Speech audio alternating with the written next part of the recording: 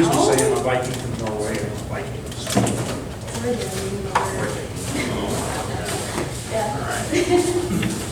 Can you hear me now? Can you hear me now? Yeah, actually, can I get you like, You're standing right there. can I get you like right here?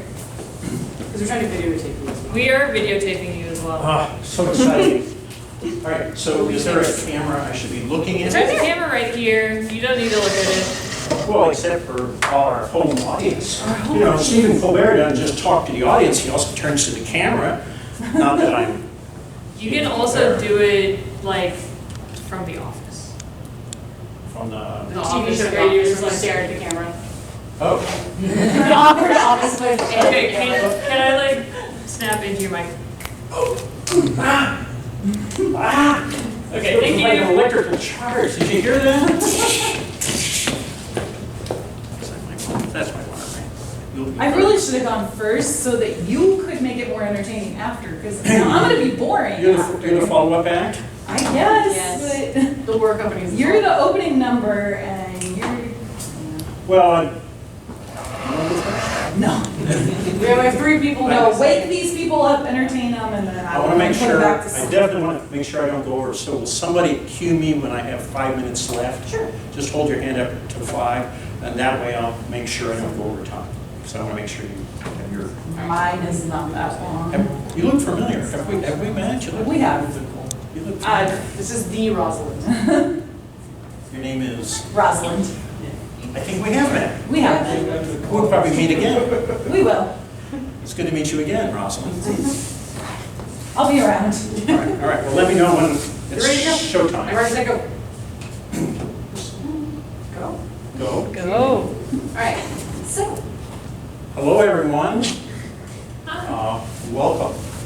My name is Thomas, and I have been invited to speak about courtly graces. Can everyone read that slide? There's a lot of reading there. I'm not probably going to read the slide, but I will say that there is a lot of really good information on this slide. So you can either choose to listen to what I'm talking, or you can tune me out and read the slide. A lot of good information about what courtly graces are. We can probably mosey on to the next slide. This talks about what's important in the NCA. For me, one of the core elements of the NCA is the idea of honor. Treating each person with great respect.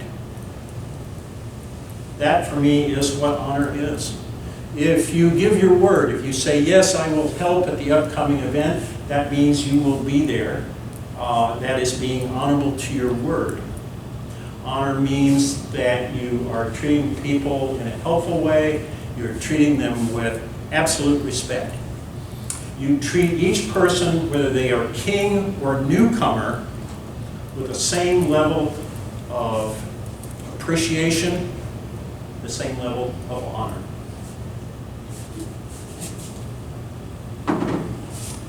Next slide. Chivalry is a nice word. I prefer the word chivalrous, but they sort of mean the same thing. So you will hear about the order of the chivalry, which is the order that the peerage that is associated with knighthood. But every person in the NCA has an opportunity to treat each other in a chivalric way. And there again, I'm kind of talking about honor. I'm talking about being respectful of each person, being focused on each person as you speak with them, finding something wonderful about each person that you meet. And they will be doing the same with you. So you will be treating people in an honorable way, they will be treating you in an honorable way. So here it lists honor and courage. Courage is like, oh, it's raining and I have to go to the event. That's courage. Courtesy just means you are polite, of course, and you are polite with everyone. You don't let your frustrations at work get you to the point where you're not treating each person here with absolute respect. It helps to be humble. I am the most humble person I know. All of these are good attributes, but it all comes down to behaving in a very respectful and honorable way. The motto of bgwlad is strength through diversity. That motto was created by a herald named Don Dermod. The late Don Dermod suggested this as a motto for our group back during, I think it was during the time of Baron Jeremy. And everyone in bgwlad immediately recognized, it's like he touched the zeitgeist. He recognized in us this importance of celebrating our differences, each one for all of the merits that we bring together. So I think bgwlad for me, bgwlad is just the best place to be, in my opinion. You're not wrong. Yeah, I'm not wrong. All right, next slide. Get on to it. This is meat and potatoes. All right. So there are different ways of honoring people, and one way of honoring people is to address them by their name. If you are a new person and you have not yet chosen your NCA name, that's okay. We will address you by the name that you give us. But as soon as you have chosen an NCA name for yourself, everyone in the group will want to address you by your name. Have we talked about awards and honors in the group yet? A little bit. A little bit. So as you participate in the group, you will be recognized, and recognition is a way of giving thanks. The group will give thanks to you because you helped with setting up at an event, you helped at Shirley Forest, you helped serve feast, you helped cook, you helped at the front gate, all different kinds of ways you might help. The group will then thank you, and eventually you'll be called into the court and you will be given a title or an award, which represents the esteem the group holds for you. So, when you get your first, what they call ambiguous award, people will now greet you as Lady Rosalind or Lord Alfric, Alfric.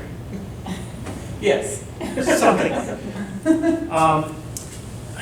However, before you get a title at all, you are automatically a part of the gentry. When you join, the first day you come to a gathering, you are a member of the gentry. And as such, we're expecting you to behave thusly.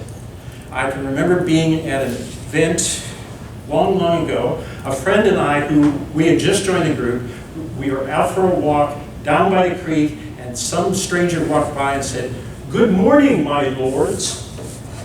And I turned to Bodo and I said, "Man, this is a great group." It was so great, such a great feeling when someone says, "My lord."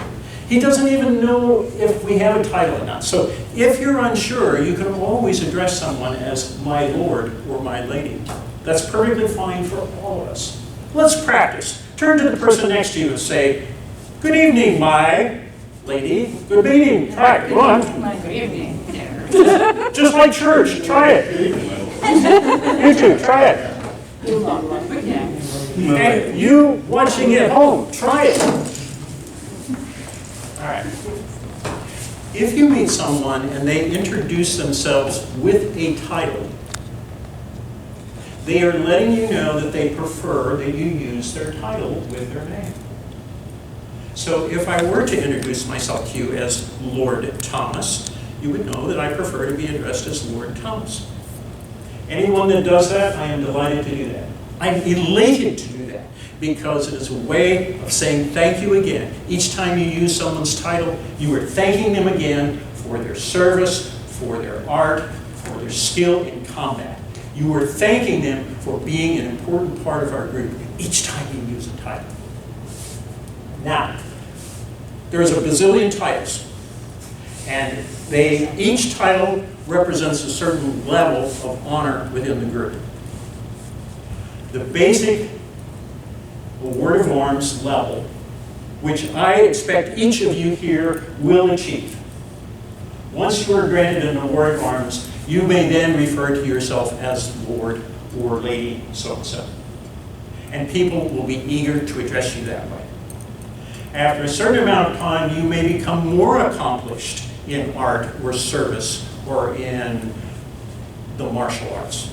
And eventually you may be given a grant, which just means it's a higher level than lord or lady. Here it gets a little dicey. You still address people as lord or lady, but their level is that of a ladyship or a lordship.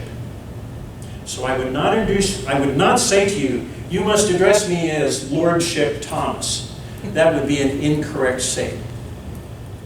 I would still be addressed as Lord Thomas, but you could defer to me as your lordship or your ladyship. So you can use the ladyship, lordship, but only in the second or third person. Does that make sense, what I'm saying there? And it's very, very handy. I was speaking with someone recently about our Baroness, and I was unsure as to her name, so I said, how do I say Her Excellency's name? So I was able to refer to her as Her Excellency. I don't even have to worry about her name, because I can defer to her as Her Excellency, and you can do the same. So each level goes up, and then eventually there's an even higher level, and that's called peerage. Comes with more titles. And then finally, the highest level are those who win crown tourney and are honored to be our king and queen. And that's royalty. So there's different titles with that. I don't want to take too much time explaining all the minutiae on that, but it is super fun to study and it's super fun to learn. And once you learn it, you will be empowered. So a friend of mine here, Duke Keene. So everybody, have you met Keene yet? He's a very nice fellow. The fact that he is Duke means that he has been king twice. Or more. No, well, He's okay, been sure. king once, but Well, if you've been Duke king is like twice, twice. you've definitely been king once. Yeah. So it's still true. It means that if you're a duke or a duchess, you've been king twice or more. If you're unsure what his name is, you can defer to him as Your Grace. And it works just fine. So again, I want to look at all of these titles. Don't be intimidated by all these titles. Look at all these interesting titles and think, wow, this is going to be fun. I'm going to find somebody that I can address as Lord, and I'm going to find somebody I can address as Lady, and maybe, His Lordship Wilhelm von Arts is in the hall. And I made a point of addressing him that way when I saw him. It just feels good. And it's a way of honoring the person in our group. So that's one form of address. Was there a question? Yes. I just wanted to say that we also are a very inclusive group within the SCA. And so you can also, if you are gender fluid, non-binary, or something like that, you are an armature. It took us a while to get there. But you can be a gentle, an You can be armature, a you can gentle. use lairdship, because lairdship is a Scottish term that's non-binary, or if your culture has a non-binary term. So I consider myself non-binary, so the Spanish version for a person who is a holder of land is a hildago or hildaga. So when you make it non-binary, it becomes ildagwa. And so that's the title that I generally use. So I just wanted you to understand that we are inclusive and there are just so many titles. And you can have a title that is non-binary or gender fluid And as well. thank you for bringing that up. I am a newcomer in these ways. So thank you for mentioning that. We want to honor each person regardless of their gender, or actually because who they are as a person. So yes, the titles don't have to be masculine or feminine. Also, occasionally, you're going to get it wrong. I get it wrong all the time. I will address someone incorrectly. And people are very, very good about coming and very politely explaining to me, oh, Quinn is this. Don't address Quinn this way, address Quinn that way. So people are very polite. We're all wanting each one of us to do our very best. So if you accidentally call Duke Keen Lord, and he is uncomfortable with that, someone will politely come over and say, that's Duke Keen. And that's how we learn. That's how we grow as a group. So thank you for mentioning that. Let's plow on to the next slide. Yeah, this is actually, so I've kind of gotten a little ahead of myself. This is where the first slide has to do with if you've been given a title in the old world, what I refer to as Lord or Lady. But yes, there are other ways of deferring to someone based on their gender preference. Perfectly fine. Then you use the appropriate title and then their name. The second form of address is to refer to them as my lord or my lady or my whatever is the preferred title. And then if they're of a higher level, it's your lordship or your ladyship or whatever the preferred title is. And then when you get to peerage, what do you call the peers? Annoying. The peers are often, I actually don't know what the deferential term for peerage is. Generally, peers are referred to as master or mistress, although a few of them have chosen appropriate titles that they prefer. Also, there are different variations on these titles. So Goldbeard comes to mind. He's using a derivation of master for his name. He's magister.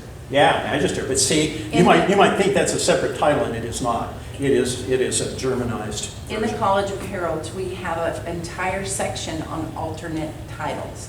You can have a title for, say, you are a baron or a baroness, or you can have a title that is whatever the country or the culture that your persona comes from that goes along with that. Like Escarlata has chosen a Spanish title. Well, as they go up in rank, there are going to be titles that they will be able to choose for Baron, Viscount, all of those. So you will be able to find one of those. Is there a website they can go to get this information? Yes, on the Yes, College there is. So we need to make that information available to everyone. Yeah, so we'll have that in the handout that we have. Excellent. I'll be doing a class on heraldry in the next couple weeks, and I will have a handout that has all of that information listed in it. But that's where you can find a lot of the different titles because, like His Excellency said, there are a lot of different titles for peerage. So. All right, we're going to soldier on. Next slide. Oh, sorry. Okay, my bad. Sorry. Keep going. Deference. So one way of deferring to people is certainly by using the title that they prefer, and that it has to be, if they're going to claim master, it has to have been bestowed by the court. They can't just suddenly say, I'm King Arthur. Unless you're in a play. If you're in a play, that's great. But there's different ways of deferring. So one way of deferring to people is by bowing to them. You will especially see this happen in court, or by taking a knee. Last get-together was really interesting because that was the first time I had seen a mundane court. The Queen called the court. Everybody was dressed like normal people. Lady Anne came in to the designated court area, and what did she do? She kneeled. Even though we were in mundane dress, and even though neon lights, even though the court is being called on the phone, she kneeled. She was showing deference to the crown. It's a small thing, but it actually makes a difference. So you can bow or kneel when you go into the court. I have to be careful about kneeling because I won't come back up again. But those are different ways of deferring to people. Or just recognize them. Oh, good to see you, my lord. So these are just ways that we're honoring people by deferring to them, by nodding to them, by bowing to them. Also, there's a habit that I don't see much of anymore, and each one of you has a choice as to how many times you want to try these things, or not. It's a free palate. In old days, if there was, let's talk about their excellencies like they're not here. So imagine that the Baron and Baroness, whoever they are, have set up their thrones, but they are not seated in their thrones at the moment. Or imagine that the king and queen are attending our event, but they're someplace else, and what you see is only the empty throne. One way of deferring to the crown is every time you walk by the throne is to just bow slightly to the throne, to the empty throne. And by doing so, you are acknowledging the importance of the landed baron, the importance of the king and queen. You don't have to do this, and most people don't. But if you do, this is something only you might be aware of. If you do, you've elevated our experience of honor and deferment. It's a cool, small thing to do. No one's going to come up to you and say, wow, Rosalind, that is great that you bowed to the throne. No one's going to say that. But somebody at the back of the room might notice that you've done that. And they're going to think, oh, something special is going on here. And it's not being spoken. It's being seen. Does that make sense? So look for opportunities like that, little ways that you can defer to others or defer to symbols of authority. All you're doing is saying thank you when you bow. Okay. Yeah, next slide. Praise is a great way of honoring people. You can praise people. They don't even have to know you're doing it. You can be going home from an event with your pal and say, wow, did you see what Hob did during the feast? That was so cool. So you can praise the actions of someone between friends, but you can also praise people by standing up and toasting them. During a great event where the crown is present or where we're having a baronial event, you will hear people stand up and make a toast to the king, and then a toast to the queen, and a toast to the prince, and a toast to the princess. There'll be all this toasting going on, but that's all the formality. After that, you can raise a glass to the people sitting next to you and say, I would like to offer a toast to President France. I would like to offer a toast to the experience of being here today. I would like to offer a toast to, you can toast to anything, anyone. This is a way of praising the moment. Another way of praising people is by sending a letter to their excellency saying, I would like to see someone receive a certain honor. I think it's time for Lady Anne to receive a golden martlet. I think it's time for Lord Claudio to receive a Star of Merit or something like that. So you can send suggestions to their excellencies about who we want to honor in the court, and they will seriously consider your suggestions. So that's another way of praising people. You can also write about people. You can get on, I don't use Discord, but you can get on Facebook. You could send a message to the Black Star. You could write a story or a poem about someone praising their merits. You can praise them in Bardic. You don't have to get up and just talk about the valiant deeds of King Arthur, the valiant deeds of Charlemagne. You can actually get up and talk about the valiant deeds of Rosalind. And within the barony, within the barony itself, you have an opportunity. We have a baronial newsletter, so you can send to chronicler@ren-blood.org, and you can say, hey, I've written this poem about someone, or I have this awesome thing of something that happened at the event, and we're more than happy to put it in the newsletter. If you hit Seneschal when we do the business meetings, I have a whole section of this is cool stuff that happened in the barony. and we can put it there as well. You can also, there is a section in the newsletter just for cool stuff that's happened. So if you get an award, if someone does something awesome, let the chronicler or me or their excellencies know, and we can give you a shout out in our official channels so that it's recorded somewhere and is extra. Absolutely. Yeah, thank you for mentioning that. Also, again, you will see after an event, people expressing thanks to the stewards, people thanking the people who worked the gate. But if someone you didn't even know helped you with your gear when it was raining, feel free to get out there and say, I don't know who it was, but this really nice old guy, he was wearing blue and he had a white beard, probably Gandalf, whoever it was, he helped me and I would like to honor him by praising his name. So that's another thing you can do to put that honor forward. All right.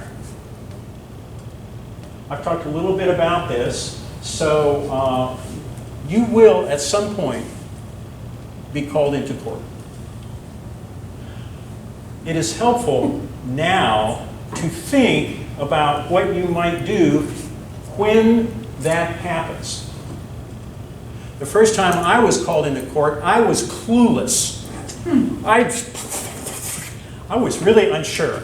I vaguely remember trying to bow like this to King Simon. Let's all stand up, everyone. Stand up, stand up, stand up.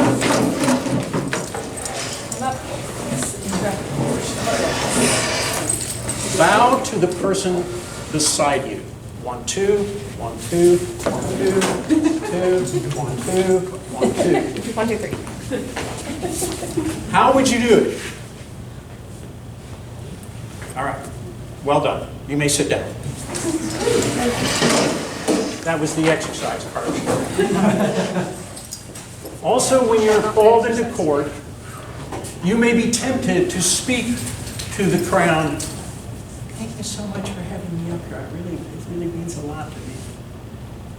Thank you so much for having me up here. It really means a lot. But no one in the hall will hear you because you're having a private conversation. And that's okay. You can have a private conversation. But it's better if you remember that everyone in the room is celebrating the moment with you. So you could, if you wanted to, if this is the crown and I'm talking to the crown, I can face the crown, but I can turn slightly so I can say, thank you very much for this honor. So you can turn out slightly. You can think about how the words you're sharing with the people who are honoring you, how this moment can be better amplified, can be more seen. It's just a different way of behaving. There's no right and wrong. If you feel like you just are too shy and you need to be quiet, you can do that.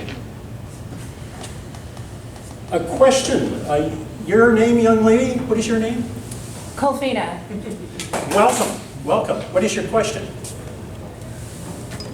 You were just waving us a little No, bit. I was Somebody raise your hand. waving at Kaladin. Kaladin poked his head in the door, and I was waving at Yes, him. the door is open. Yes. Yes. All right. Well, are we good on time? Are we doing okay on time? All right. I was like, I don't know, what is my question? Well, I want to make sure. Perfect. We are an inclusive group. We want everyone to feel, every person here is of equal stature. All of us. So regardless of title. I myself rarely introduce myself by title. You will not see me wear regalia, but you will see many people who do so. Regardless of title, regardless of the honor that has been given to us by the greater good, all of us are equal in this room. All of us are worthy of honor. All of us are worthy of respect. Every action, every word that we choose, every opportunity that we have to give honor to each other should be embraced and celebrated. It's a way of saying thank you for my life in this great group of friends. Ta-da. Questions? Questions? Yes. A comment. In my first couple events, I asked a friend, hey, can you just go over how to do court, just the process, just so I remember on the day of the event, kind of how to approach and bow and things like that. So it doesn't hurt to, on the day of an event, to go ask someone for a little bit of reminder of how to do these things. Absolutely, absolutely. Well, if you're ever not sure, so like the first couple of times you get called into court, you're like, crap, I don't remember what I'm supposed to do. If you're ever not sure, stand there for a second, and like 2, 3, 12 people will walk you into court, and they'll like tell you, okay, now you bow. Okay, now this. That's right, that's right. We've all been there. One of the great things about the SCA is that everyone is rooting for you. Everyone is rooting for you. When you're called into court, everyone is going to be glad for your good fortune. I love performing in the SCA because everybody's hoping you will do well. It's much different out there in the modern world. The critics are there hoping you will fail horribly. But in the SCA, it's a community of friends, and it's a community of people who all embrace the idea that we are worthy of honor, and we wish each one of us to do well. So yes, you're absolutely right. There will be people there to escort you, if you wish an escort. There will be people there to actually help you get up from the pillow, if that's what you need. There are going to be people there who, you may have some questions before the court. Ask anyone. Really. Everybody's got an opinion, so feel free to ask. All right, well, I think this concludes my presentation. I just want to thank you all for being a part of this endeavor. I want to thank the people who organized these newcomer meetings. I found out about the SCA through the Austrian American Statesman in 1983. Shortly thereafter, there was a newcomer's household where people got together to talk about topics just like these. The friends that I made in that group, I still have to this day. It's because of your early friendships and how much everyone in the community cares about you as an individual. That's why you will prevail. That's why you will succeed in the SCA. Thanks very much.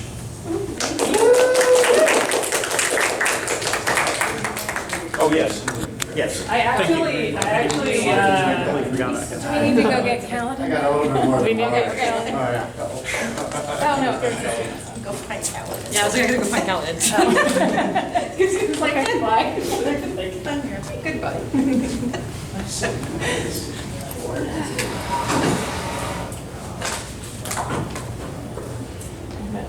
Other ways we can do around it. But this so far counts. Twist all the way Are we around. taking a break? Yes, we're taking a break. Oh, look at that. I was almost exactly on time. Hold on. Golly. Nailed it. It's so hard to get right.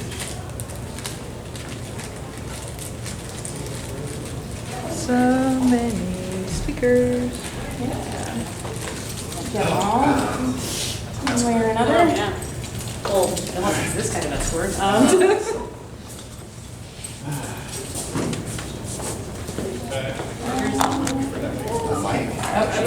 I was already on it. My double mic. To the right, right. and I think it's. I just had to project. Okay, here's Did we it put for that? you. Kaladin over here. Yeah, I don't get know, into the right. Looked at us. Is he coming? All right, let me go drag Kaladin in. Here, give me a base.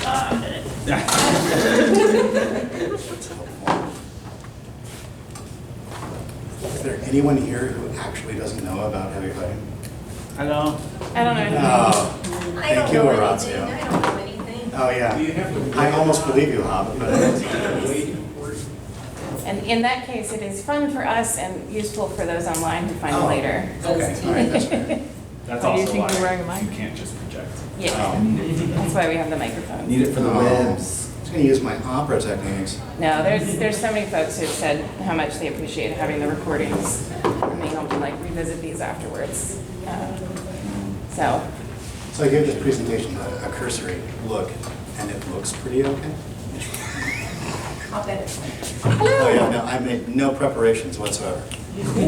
excellent. But you've done this long enough that Have I don't know. Proud of I yourselves. don't know. I think we're okay. I don't really just stand up and tell people about it. Why, hello, Calvin. Welcome to Introduction to Shit. Oh. Not on the camera. I hope we go build stuff so we can hit people.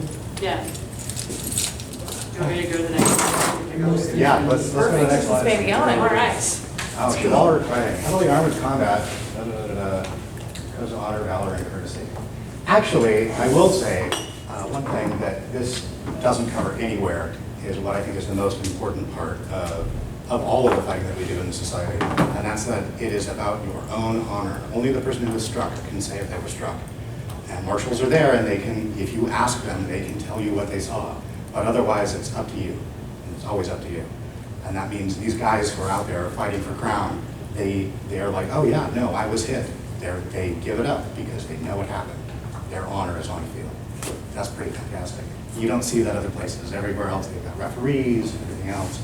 I've been to all kinds of martial arts demonstrations and all kinds of martial arts competitions, and it's always refereed. There's always somebody who's like, oh no, point, somebody else got hit, something else. This is not like that. This is a different approach. So, totally founded in honor, valor, and courtesy. Thomas talked a lot about that. First chivalric list announced service in 1977. Did we just skip that it started in May 1969? Yes. All right. But Well, you can tell them. okay. The first party was in May 1969. It was in California, Berkeley. In Berkeley. In Berkeley, yeah. I would have got there. I had too much fun and started this. I get hit in the head a lot, so I don't remember It was things. 60s, it was California, some things had been done, anyways. Somebody got a degree. Yeah. Yeah. All right, so the first one I announced there was 1979. If you don't know anything about chivalric fighting, that will mean anything to you. The peerage that's related to heavy fighting is knighthood, somewhat related to what Thomas was talking about.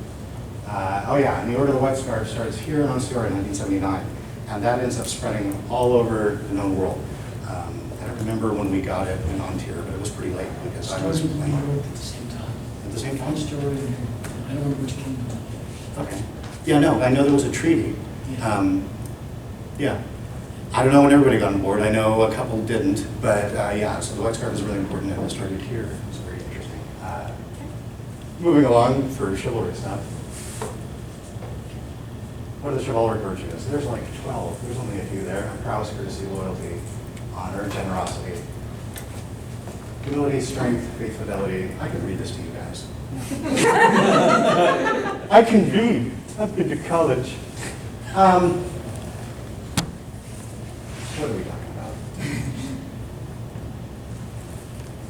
This is more about the community. This is about understanding what we're actually doing. Like Thomas was saying, everyone is rooting for you.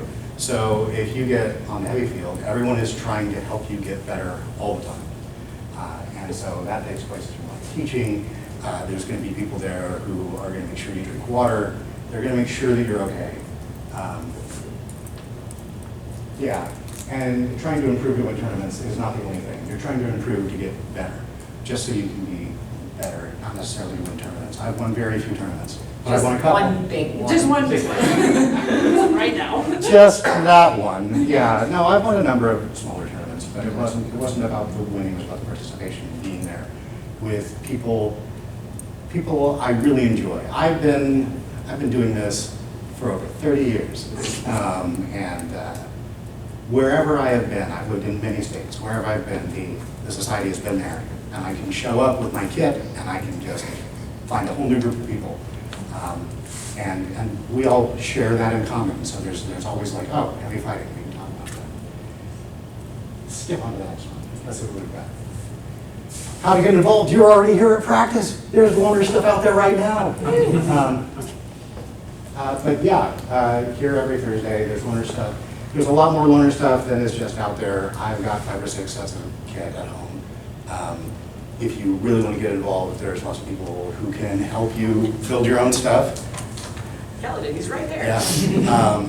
I made 3 sets of loaners that are out there right now. Yeah. Just- Yeah. Because literally there are people within the Verity that hunt pickle barrels for sports. Well, it's worth it. Like these legs, I've had these legs since I was 16. So they still do work fine. But yeah, there's lots of resources. It's not terribly expensive to get into. You can actually get into it for basically nothing. Cost of a cup. The cost, yeah, the cost of the, It's the only piece you don't want to share. You really want to get your own cup. I've got an extra one, but it's really, I wash it sometimes. To be clear. We mean growing protections. Oh, yeah. Get your own growing This protection. is not. But yeah. The cup I carry is mostly a joke. But, yeah.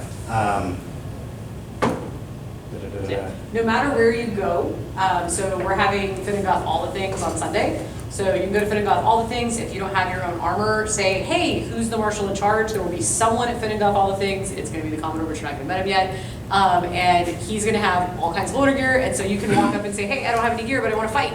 And people will start pulling gear out of their cars and random places and boxes and things, and they'll get you suited up. If you tell them ahead of time that you're coming and you'd like to have loader, they'll make an extra effort to have it there and ready, which is nice. Yep. Same for events, if you don't have equipment but need to borrow things to take it to the event. That's something you can also talk to local marshals, local officers and say, hey, can I arrange to borrow XYZ equipment for this event? And that's absolutely something we can do. Yep. Yeah, there's lots of it out there. And I've we been also, watching it for 30 years. we also have armor workshop nights. So Paladin has the most amazing garage that you've ever seen. It has everything you could ever want inside. Yeah, all kinds of cool tools. And so Paladin can help you make armor. If you live down south, Sigwin has not as cool of a garage as Paladin, but we're getting there. We're trying. Little by little. Yeah. Claudio also has a really cool garage and a really cool house. So there's different places where. And if you're really far Yeah. north, Malwin has an open shop night on Monday. Exactly. So like 3 different days of the week, we have different open shop nights. So you can work metal, you can work plastic, you can fix stuff. We have leather workers, whatever you need, have it. You can figure out what kind of armor you want. Yep. Okay. Armor requirements. Hey, that person. That's Rosalind stabbing. It's me. Excellent. I got both, oh, that's. Just. He's kind of like blocked out. Give them some time. So there are some basic areas that need to be protected. They're all listed here.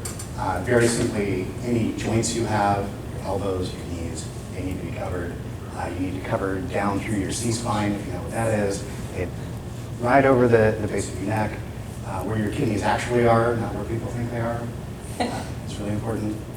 We don't cover the xiphoid process anymore, but I still keep mine covered because I like it. It's a cartilage. Yeah, you'll need something to cover your hands, depending on where it is. Most shields, there's something that your hand goes into that is hard. But those are all basic things, and there's several people who can help you build those things if you don't have them. And the helmet. I took particular issue with this. Weapons made from rattan. Rattan is the basic thing we make weapons out of, but there are other things that weapons are made out of. You will probably never see them, but there are Siloflex swords and UHMW swords. We use leather and rubber and things like mace heads. In fact, there's a mace head made out of rubber right there. Axe heads and hammers and a number of other things. But it's not super important. You'll see them, they're around. I just took issue with that. That's really the only thing in here that I found that was wrong. Unnecessary knowledge about shields. If you've been on the field, you know your shield needs to have an edge on it so that it doesn't crack the rattan and other types of weapons that look at it. Let's skip on. Tournaments versus melee. This is essentially whether you're dueling someone or whether you and a pack of 5 people are fighting a pack of 100 people. Both are exciting for different reasons. If you haven't been in a melee, you should get in one because you will learn all about who you are. There's nothing like standing there And who with... your buddy is. That's true, yeah. You'll find out who your friends are. Nothing like getting shoved behind your buddy's shield. Yeah, somebody actually like protecting you. Did that happen to you? Kind of. You're like, you tiny human, get Yeah. Well, We're when just- you're trying to Wait, when you're trying to get through the fort at Gulf Wars and the spear line immediately behind the shield wall, and it just becomes a scrum. A Yes. pancake. Yeah. You wind up behind people's shields. Sometimes they're your friends, sometimes they're your enemies' shields. As long as they're in the way, it works, right? Get down. I mean, they couldn't do anything to the spears that were behind me. Yeah. I couldn't do anything, There's but nothing like they when you couldn't have do to anything call either. hold and you're like, wait, why are all of you wearing the wrong color tape? Yeah. Why are all my enemies? Oh, I feel unsafe. I've done that. Get here. Please don't I'm notice in me, please don't notice danger. Yeah, no, when that happens to me, I'm just like, I'm dead. I'm Yep. just leaving Oh, now. myself. I surrender. Probably one of you killed me, or you will really soon, so, yeah, now that you've seen me. Then you I'm- leave the field and you're all friends and you can go get a drink. Oh, yeah, no, yeah, it's actually against the rules to fight in anger, so that doesn't happen. So please don't do that. Yeah, don't do that. But speaking of melees, we have the bgwlad War Company, which is our local melee awesomeness unit. As you can see, our commander is Lady Rosalind. Rosalind is also wearing our regalia that we have for people that are in the War Company. So anyone that's in bgwlad whatsoever, if you want to be a member of the War Company, you say, hey, I want to join the War Company. And guess what? You're in. You want to do it? You have a pulse? In. Honestly, I think zombies too. Anyway. Is this where you promise not to Shanghai people? No. No, you woke up and now you're in the war company. I don't remember putting this on. And so we have War Company practice every third Thursday of the month here at PIP. No, second. Second, it's a Thursday, third Thursday on that week. You did. Second. The second wrong thing. Yes, okay, my mistake. Well, not my mistake, actually, that is Anya's mistake. Anyway. I'll cover it in my War Company thing. Okay, cool. So there you go. We have a practice for that. You will learn how to be part of the War Company, how to be part of the shield wall, and how to kill people. Great. Yeah. It's basically the same, but it's very different. You're doing the same thing, but there's a lot of people, and some of the melees are huge. Gulf Wars and Tenzek in particular are gigantic. There's hundreds, if not thousands, of people on the field, and you can feel the ground shake when people decide they're going to march. Like, please stop. Stop marching. Stop doing it. Basic rules. You can read the rules on the NCA website. And when you're a new And fighter, we you encourage really it. should. You should. I actually just read them again the other day. So it's no longer true that I haven't read them since 1997. But It's I very really have to feel comforting. for it back then, yeah. Back When when I had to you go paper click copy. on the manual on the document library though, for a while it has been not going to the manual, so. Oh. You should tell the Kingdom Web Minister. I would love to know about the frozen link. I can fix that from my phone. Keep forgetting to message about it, and I'm like, when you click on it, it's not there. A lot of this is very basic. If you're not already case. authorized, Find out. if you're fighting, it will be under the pretense of becoming authorized. So it will be at practice or under the guidance of the marshal. Yeah, if you're not a member of the SCA, you have to sign a waiver. If you're a member of the SCA, you've already signed a waiver. Hold is the word, is why we have to change everything that we normally say on the field, like hold the line. You can't say that because when you say hold, everything stops. So anytime, no matter who you are, if you see something that is dangerous on the field and you say hold, everyone will stop. And you should, if you see something that's dangerous on the field. If somebody like is missing a piece of armor or something falls off of them, you should call hold. It's a good way to stop a fight. Let's see. You can walk up to anyone who's geared up and talk to them about it. They will not stop talking to you if you do that. They will talk to you about fighting for hours. Yeah, if you do end up fighting someone, you should absolutely get feedback from them afterwards, no matter how skilled you are. Duke King, whenever I fight him, we talk about it afterwards, and he's been fighting for a really long time. And he's not looking for my feedback, but he wants to know what I think about what happened, and I want to know what he thinks about what happened too. So yeah, if you have questions, ask. That goes, I think, for anything that's been covered here. Let's go. Push it. Okay, I fixed it.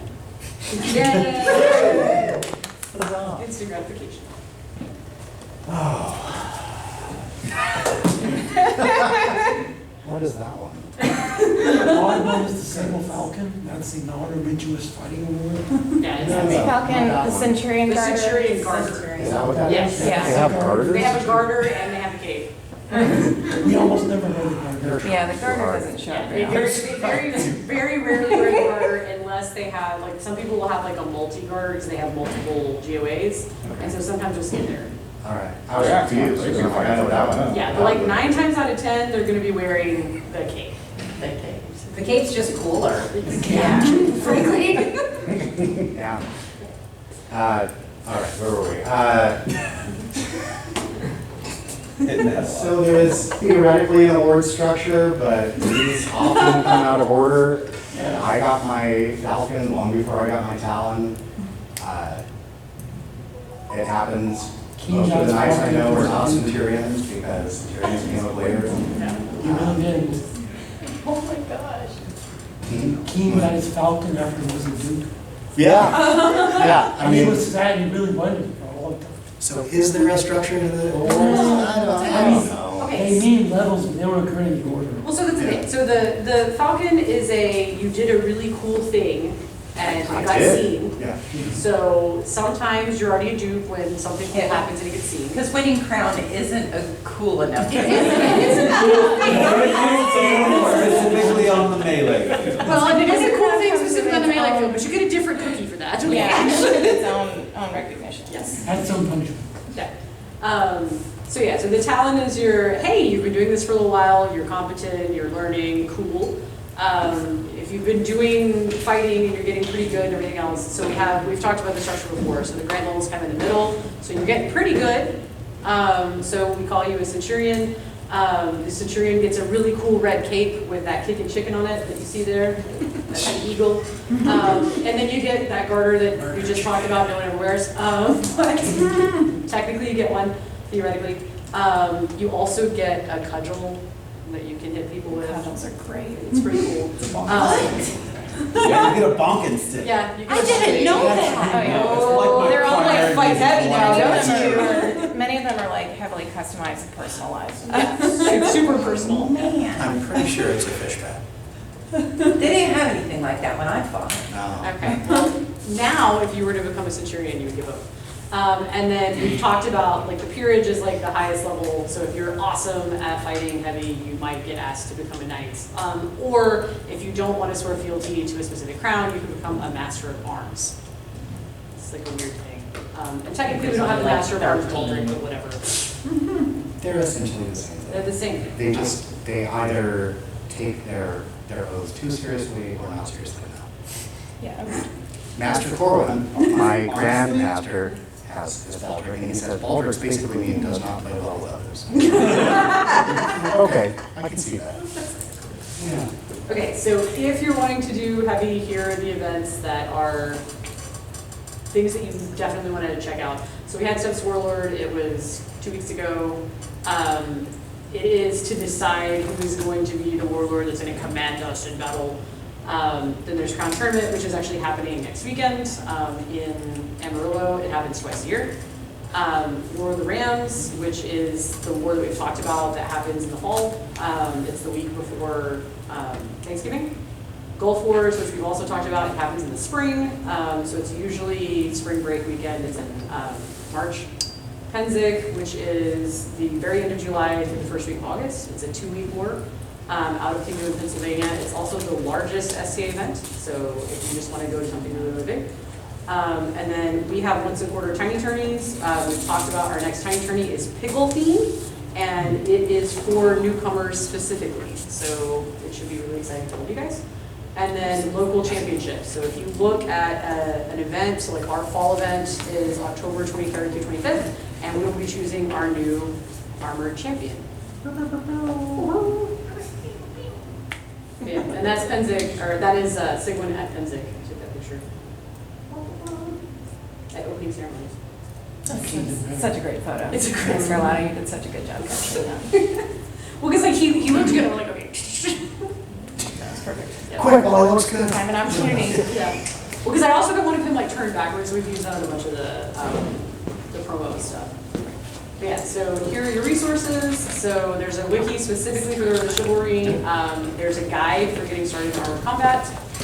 We also have our own guide. Also, the Centurion stuff has information on specifically warfighting, some of which was written by Duke Keen, who comes from Praxis because he lives here. And then there's the Centurion Guide to Tournament Fighting. There's also the Shiv Handbook, and that link should work as of 4 minutes ago. It'll take a bit, Tessie. It'll work by tomorrow. I can make it go faster. I will note on the Centurion site for warfighting, they have on that site, commands used, typical formations, stuff like that, and that is effectively standardized across the entire Kingdom of Onstiora. So if you're at all interested in melees and like getting your brain up on the lingo, that is the Centurion site is the place to go for that. I have a copy with pictures, which is nicer. Huh? I have a copy of that document with pictures, which is a lot nicer. If you're willing to send that to me, I could have Every that. time somebody puts the link on the site, put the link there. Use this one. Use this one. About it. This one has pictures. I drew the pictures back when all you used was MS Paint. Thanks. Questions? That's for everybody. Questions or for folks who, dabbled in Shiv for a bit, any things that you had, like when you first started? Man, I wish I knew. More fun when you got this good. Footwork. Don't be afraid of it, just have a lot of fun, ask Read. for advice, ask for feedback. Everyone's very helpful with the knowledge, but also don't be afraid to say, okay, my cup is full, that's all I can take right now, because sometimes you'll get too inundated and you won't remember a thing, and it'll be a lot of information, so. Yeah. Kind of pick like one thing you're trying to work on in a practice and let your opponents know also, like, this is the thing I'm working on, and that can go on any field. Kind of try to isolate something that you're looking to practice. That helps. Yeah, related to that, I often at practice, I will decide for a certain set that my victory conditions for that set are something that are not necessarily victory. Yeah. Like, I want to turn this opponent counterclockwise. And that's all I'm trying to do. I will do everything else, but I'm just trying to do that one thing. And if I don't get that thing, I'm going to work on how I can get that done. And that seems like it might be a really ridiculous thing to do. But once you can control your opponent and how they move, you can get basically anything done. Yep, no. Okay. What other questions can we pose to ourselves? Oh, yeah. Everybody wants to help. You just did such a good They're job. all helping a hand, and it stacks up until it's too much. Until Well, and that's the other thing, like when it comes to feedback, if you're asking for feedback, like especially when you're a new fighter, you may have like 10 people that want to tell you about what they feel about the feedback. And it's okay to be like, hey, I'm gonna focus on feedback from these 2 people. And that's okay to tell people, because like it becomes like not just overwhelming, but when there's 10 different people giving you feedback and it's all different, like Yeah, it's not just sometimes overwhelming, they sometimes it's not have useful. different styles of fighting, they use different weapons, all kinds of things. And sometimes it's, Well, and also anything that any fighter tells you, whether it's Duke Keen or another newcomer or whatever, anything that any fighter ever tells you about fighting, take it with a grain of salt. If it works for you, keep it. If it doesn't work for you, let it go. Also in the past, if you're running more than a regular rooms. Yeah, like this may be useful for me later, it is not essential for me right now.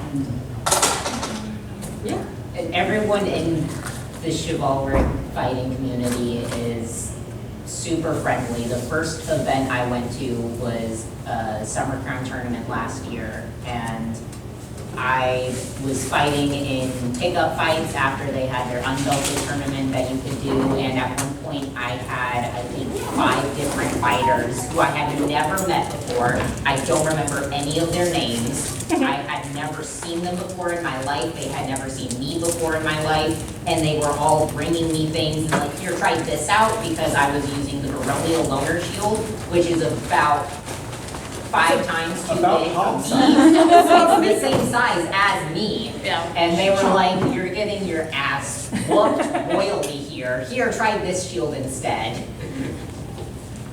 Try this thing, try that thing, try the other thing. They were all just cheering me on from the sidelines, like, yeah, there you go. You're doing great now. Now you can move, okay. Now I can hold the shield up and not just sit there with my head wide open. You can plead. You should learn to block that. Thanks. And we just entered.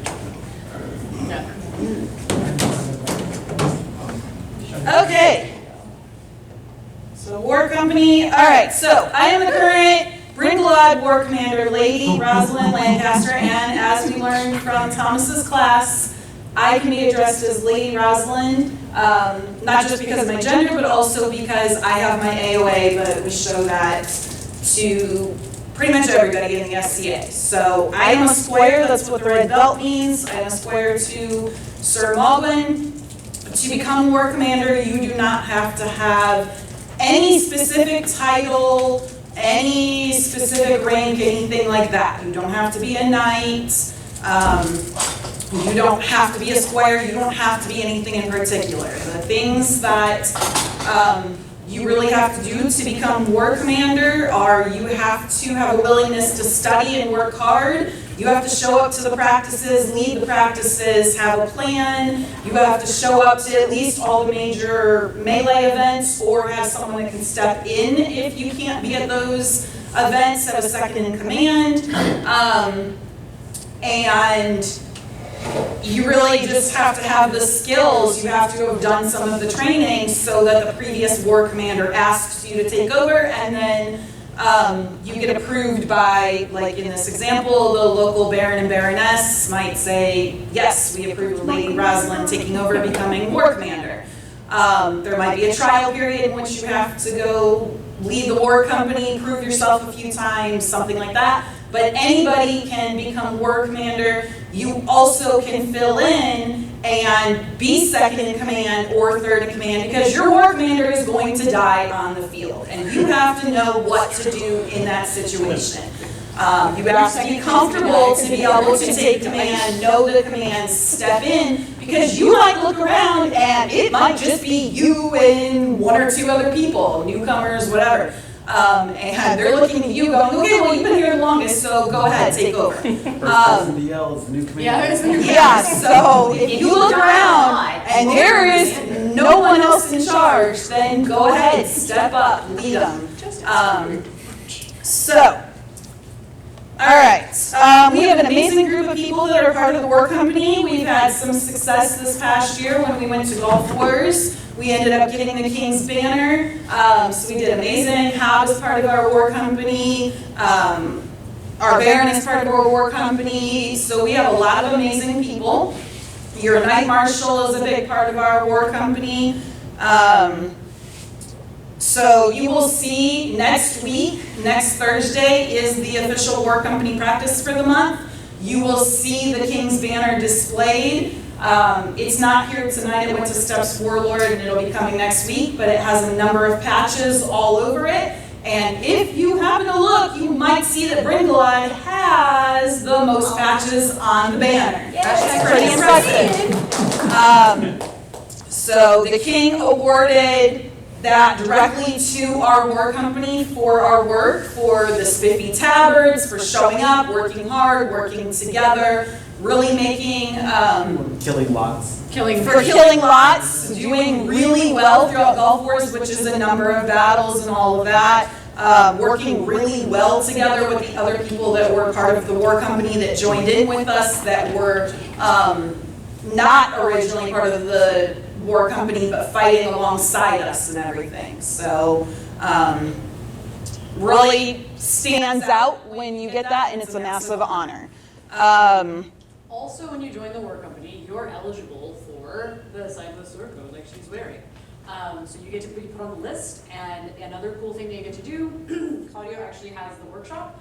We will be making those throughout the summer and going into the fall and then coming into the spring. So you can help sew those. It's a community effort, so you can help sew and make. And they teach you how to do everything. I have no skills whatsoever on a sewing machine or making anything, And they walked me through it, and I actually made about half of mine on my own. So. Yeah, and if you have pretty absolutely cool. no skills with the sewing machine at all, and everything that you touch turns on fire, like when it comes to machines, that's fine. You can trace out halberds, or you can cut out halberds, or you can lay things down. They'll teach you how to applique and everything, and all it requires is to go around and do the stitching on the things that are already cut out and done. And that, anyone can do a straight line, so you can do that. Okay, so War Company meets the second Thursday of every month unless for some reason there's a scheduling difference, and we'll discuss that in advance, or it will be posted online. You'll see it in the Baronies group. It will be posted so you can see it with enough notice, but we typically start around 7:30 so that everyone has time to armor up if we're going to armor up, so between 7 and 7:30, and we go for about an hour. So the second Thursday of every month here at the bgwlad practice. Sometimes we work inside, sometimes we work outside, really depends on how many numbers we have and what we're trying to work on. All fighters and interested parties are welcome, so it's great to work with not just heavy fighters, but also combat archers and siege engine operators and all of that. Even if we don't have the siege engine there, it's still great so that they know kind of the mechanics of what we're going through and what we're doing, and also so that we get a chance to work with them and know them and everything else. Same with the combat archers and all that. We also have where we can simulate things. We've had combat archers throwing tennis balls and stuff and footballs and all of that, so we can kind of get used to that.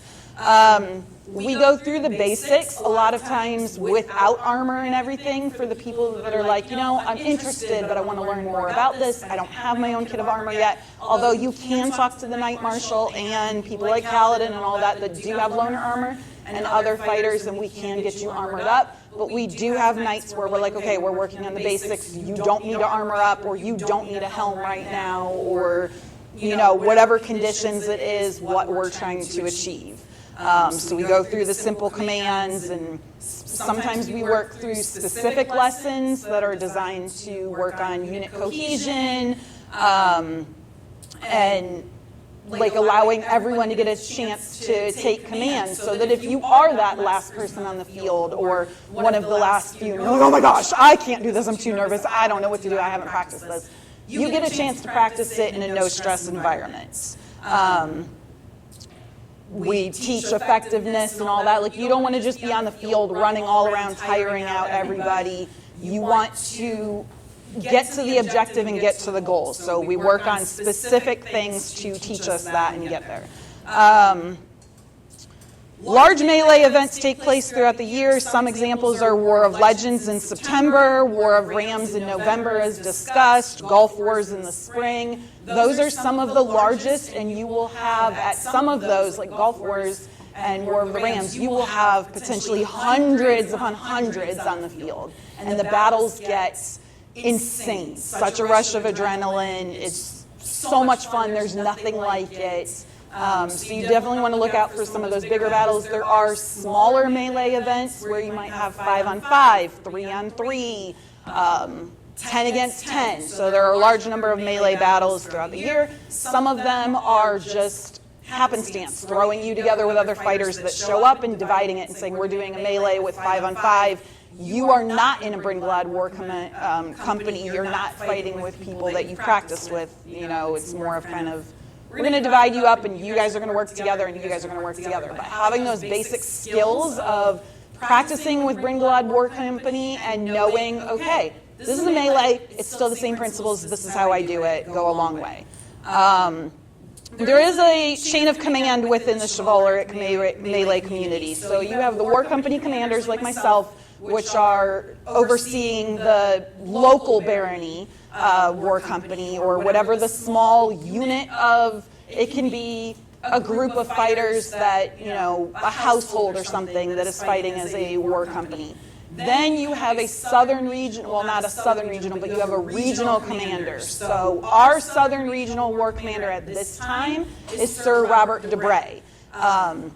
Southern Regional War Company, Southern Regional War Commander will get the units together, all of the active units in Southern Region, a couple times a year. And so this Sunday is actually one of the Southern Regional practices occurring within the All the Things practice out in New Braunfels.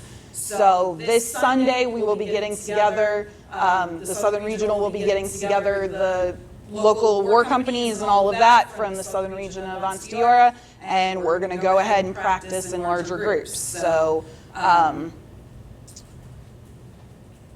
that's a great chance to come out, meet so June 7th at All the Things practice, great chance to come out and meet the other active war companies and everything from the Southern Regional, from the Southern Region, and then overseeing that is the general of the entire Kingdom Army. So this year it is currently General Alejandro. He was the general at Gulf Wars. So the general focuses more on making the big picture decisions. They decide what units they kind of want to start where. They decide when they want to move a unit and where, and when they want, like, okay, I see a hole over here on this bridge. Yes. We're dying. We're dying? We're dying. The battery? Yeah, Okay. so Okay. we might have to wrap. Okay, yep, I'm almost done. So the general goes out, makes the big decisions, and then the regional commanders have to go and decide, like, okay, I want this war company here and this war company, and then the smaller units focus more solely on what their objective is just in that given area. So you might have 3 large bridges, but your objective is just to protect the right bridge and just focus on a section of that bridge. If you don't have that many people, you might be the right side of the right bridge, and that's where you're focused until someone says otherwise. Okay, so we talked about the next war company being June 11th. Hopefully I'll see everyone out there. Getting a war company together and having everyone trained on the same commands and movements ensures that we're all working together as something larger than ourselves. We're always much stronger as a group than just being a lone person on the field. Having a plan, adapting to the ongoing situation, and executing that plan goes a long way when fighting in a large group. As talked about earlier, there's a document by Duke Keene. There's also another document that Callanan had adapted. I gave the links to Anya, but I can post them in the bgwlad group if you need them. So I will post both those links to the documents, and the one has pictures and all that. It's great for a visual help, but you can read through those. Gives you a whole lot of information, introduction to the commands, everything else. If you don't read them, don't worry. This is not homework. You don't need to show up knowing everything to war company practice. We go through it. Some of the battles that you might incur at large melee events would be bridge battles, field battles, ravine battles, castle and fort battles, town battles. Most of those are self-explanatory. You have a town, you have buildings, you have bridges, all of that. There are many others, but those are some of the most popular at the large events, and they all have specific rules that are given at the start, usually put out by the general and the regional commanders and all of that. So you listen, you get the information so that you know what you need to do. Some of the battles have infinite lives where you can just continue to resurrect, having to go to like a certain point. And some of them you get a set amount of lives and then that's it, you're done, you have to stand off to the side. Or it's last man standing, wherein you fight until one unit is remaining, and that is the one that wins. We go through specific scenarios and train for each of these types of battles at the war company practice so that you're well prepared for the fight. They're fights with a lot of people. They're a big adrenaline rush. Like, they are so much fun. There's nothing else like it. Getting to execute your plan is just all that much more fun.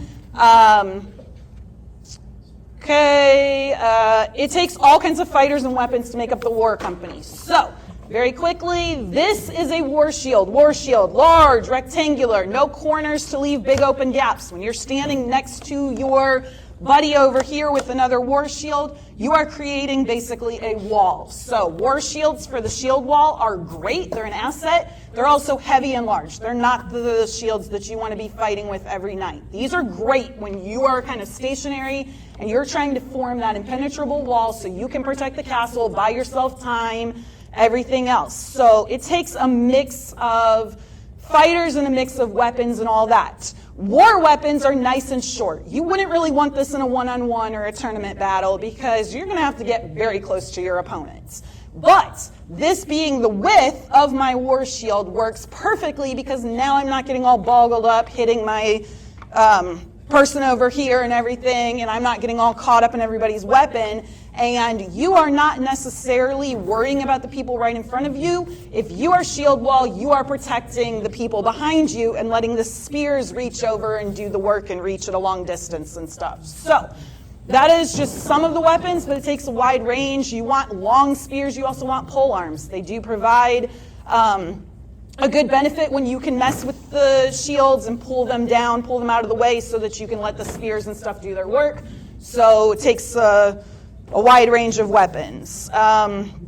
We also work, like I said, with the combat archers and siege engine operators. We find battering ram operators very helpful in some battles. And if you have no desire to take the field, let's say your fighting days are behind you, or you're injured, or you just don't want to fight, any of that, we greatly appreciate people on the sidelines helping with things, and water bearers and all that. Like, it takes all kinds. You will fight for hours. You will become exhausted. You will become dehydrated. And if someone is there to say, hey, here is some water, here's some Gatorade, you are forever grateful. And they always get really, really happy when you call them angels and saints. Yes. Okay, so there's maces, axes, short swords, all of that. Okay. The barony works incredibly hard to ensure that all of the Fighting War Company members have the tabards, the spiffy tabards. So, like they said, see Claudio if you need to get on the list. If you're going to be part of War Company, you need a tabard made. We also have loaner tabards that you can use. If you don't have one yet, we have a host of tabards that go to events. You can just ask and we can get you out there so you're identified as part of the War Company and taking the field with us and stuff. But you can also take the field if you don't have the tabard. Every fighter is an asset to the War Company, no matter their rank, their level. You don't have to be a knight, you don't have to be a duke, you can be brand new, you don't have to be a large person, you don't have to be a specific gender, you don't have to be anything. Everyone is an asset, everyone is a gift, no matter how much knowledge they have or anything. So don't let anything hold you back. You lose absolutely nothing by coming to check out War Company. And if you happen to practice with us, it does not in any way mean that you have signed a contract to fight with Bringlad and Bringlad only or anything. You don't have to take the field in a melee with us. You can come and learn the skills even if you're part of another War Company or anything. So we'd love to see you out. Woohoo! Awesome. Thank you. All